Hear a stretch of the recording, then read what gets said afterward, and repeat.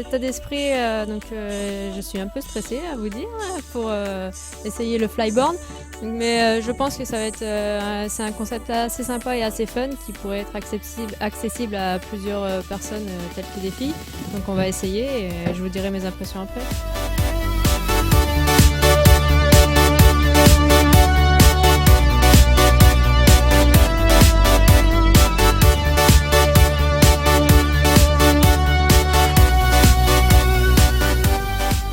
Le flyboard, comme je vous ai dit, c'est vraiment un concept super génial. Je viens d'essayer, je me suis régalée. J'ai fait un quart d'heure dans l'eau très très fraîche et pourtant je me suis très bien amusée. Un peu complexe au départ pour se lever, mais dès qu'on a le coup en main, c'est parti.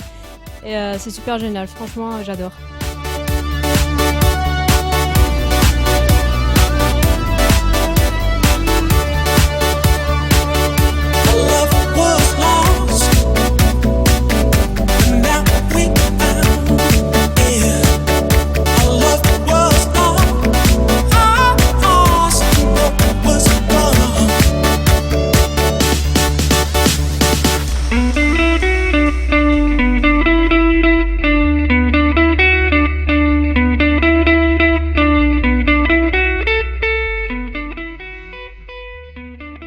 Alors le fonctionnement est très simple en fait, c'est un tuyau qui vient se connecter à n'importe quelle turbine d'un jet ski ou d'un engin comme vous avez vu sur la première vidéo. Ça peut s'adapter sur n'importe quel jet, il suffit d'une puissance de à peu près 100 chevaux pour déjà décoller à 2 mètres de haut quoi, en fait. Après il est recommandé d'avoir à peu près 150 chevaux. Avec 150 chevaux là vous pouvez atteindre la hauteur maximale du tuyau, c'est-à-dire à peu près 5-6 mètres. Le principe est simple, c'est un tuyau donc on connecte, il y a un système de rotation qui permet en fait de maintenir le tuyau en pendulaire. Il y a un système de rotation ici au niveau du tuyau qui permet que le tuyau ne s'en mêle pas et aussi de pouvoir faire des virages assez facilement. Ensuite vous avez donc là vous pouvez voir les buses principales qui permettent de donner la poussée pour décoller. Et ici vous avez les buses en fait de stabilisation qui viennent se fixer aux mains. Alors en fait, on a 3 versions au niveau du flyboard.